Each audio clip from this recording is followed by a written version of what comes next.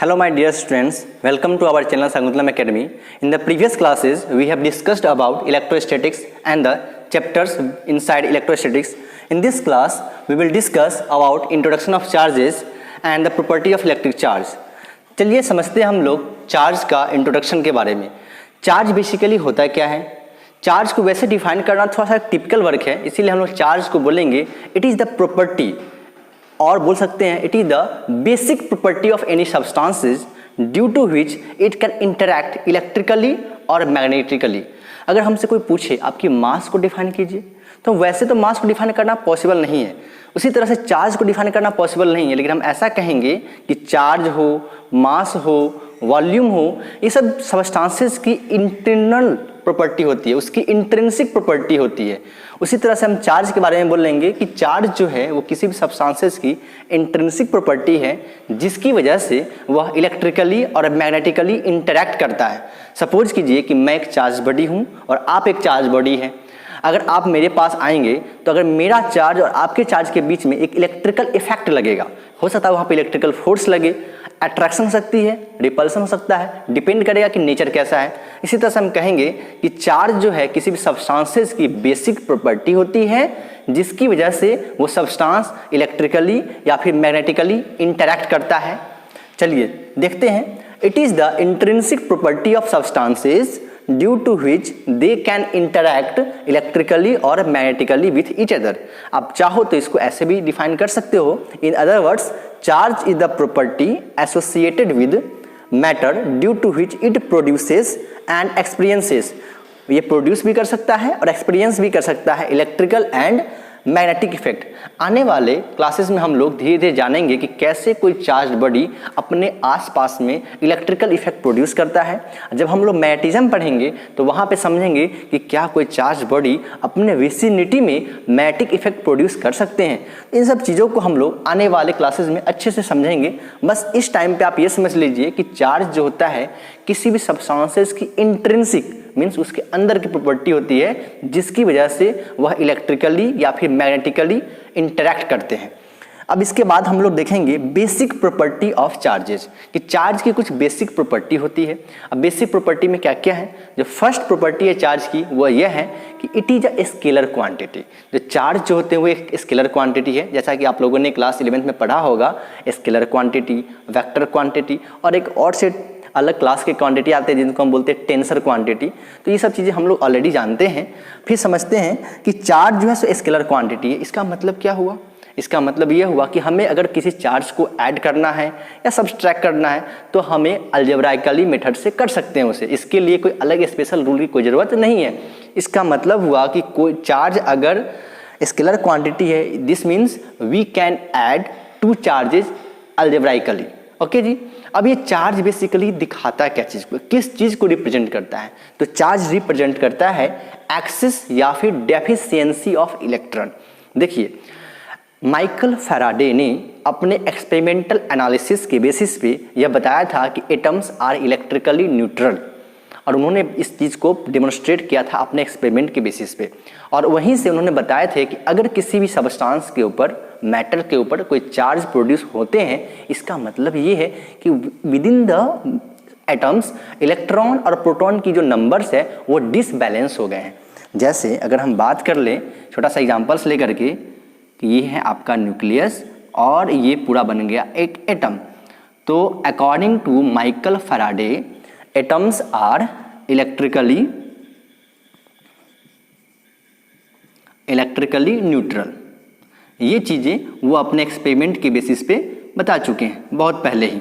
और उनका कहना था अगर किसी सब्सटेंस के ऊपर, क्योंकि हमें मालूम है कोई भी सब्सटेंस हो, मैटर हो, किससे मिलकर बना होता है? एटम से मिलकर बना होता है. अगर किसी सब्सटेंस के ऊपर, सपोज कीजिए मैं यहाँ पे एक सब्सटेंस बना रहा हूँ,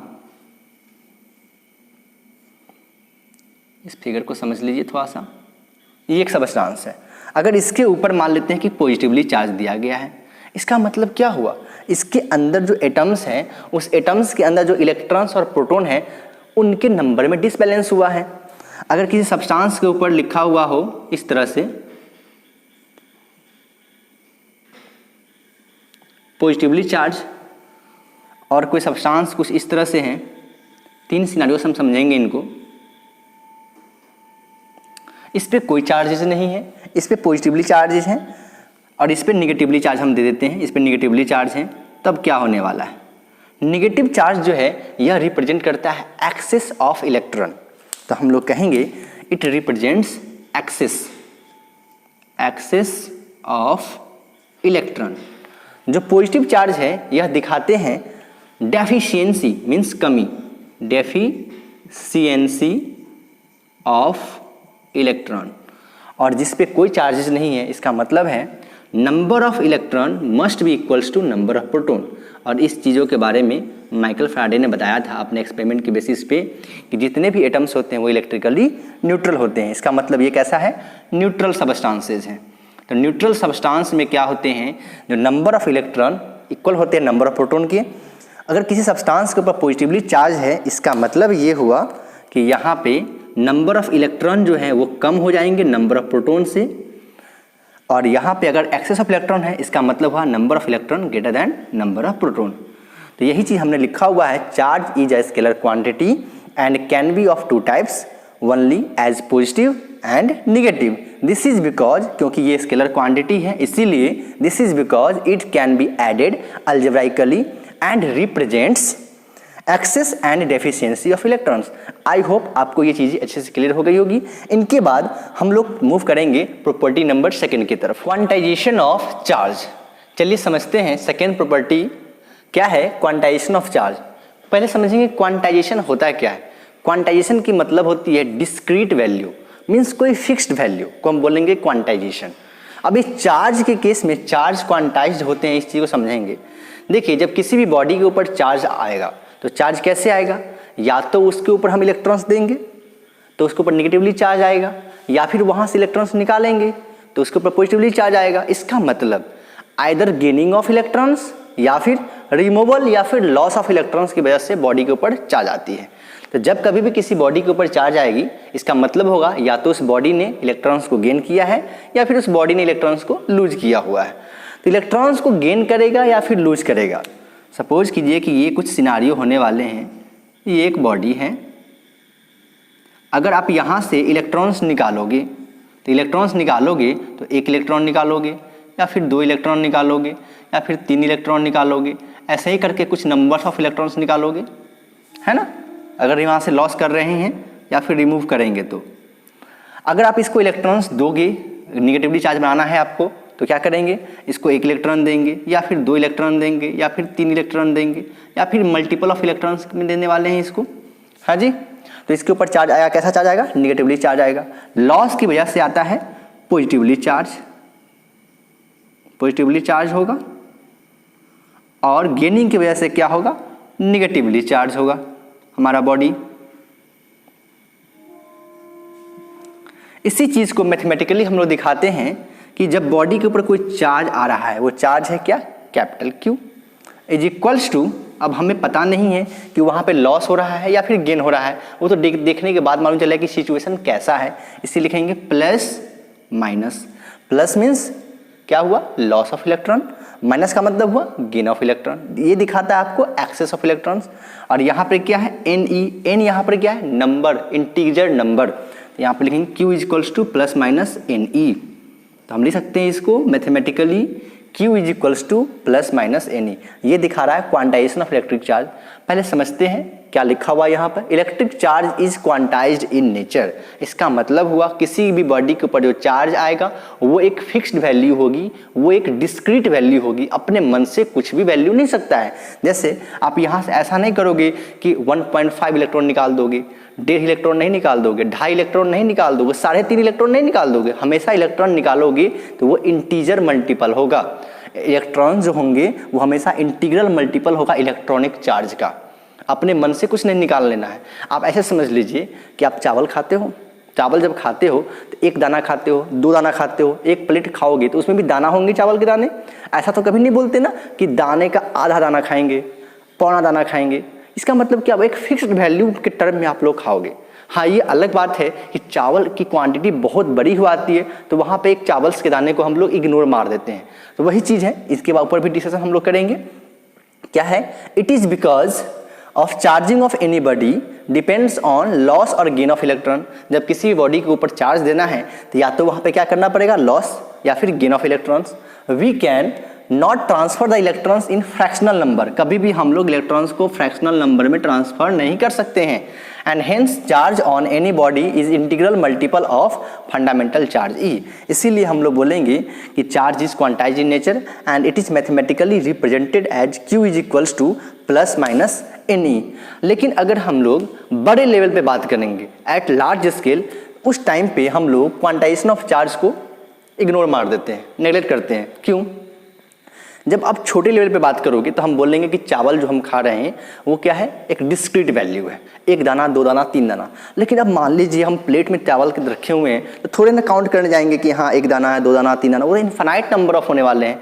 तो आप सभी को मालूम होगा ये जो ई की वैल्यू होती है, वो ई की वैल्यू कितनी होती है, 1.6 into 10 to the power -19 coulomb. ये काफ़ी छोटा नहीं लग रहा है आपको? 10 टू दी पावर -19 कूलम है। अगर आपको कभी भी प्रैक्टिकल पर्पज़ के लिए यूज़ करना पड़े, कूलम के टर्म में यूज़ करना पड़े, उस टाइम पे इस चीज़ को हम लोग इग्नोर मार देते हैं, क्योंकि ये काफ़ी स्मॉल वैल्यू है ना चार्ज की। इसीलिए तो जब हम when we will deal at macroscopic level then we will ignore quantization of electric charge, but ऐसे हम लोग इसको इग्नोर नहीं करेंगे, ठीक ना। अगर कभी पूछा जाए कि is electrical charge is quantize in nature, हम बोलेंगे यस। अब उसके बाद एक और चीज़ है कि जैसे कि आप लोगों को मालूम होगा कि प्रोटॉन और न्यूट्रॉन, जिन लोगों को नहीं मालूम है वो लोग ध्यान से समझेंगे।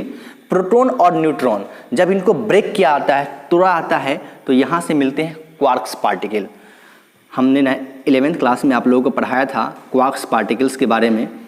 तो जब प्रोटॉन या फिर न्यूट्रॉन ब्रेक होंगे, ब्रेकिंग किया जाएगा, इसको तोड़ा जाएगा, तो आपको मिलेंगे क्वार्क पार्टिकल।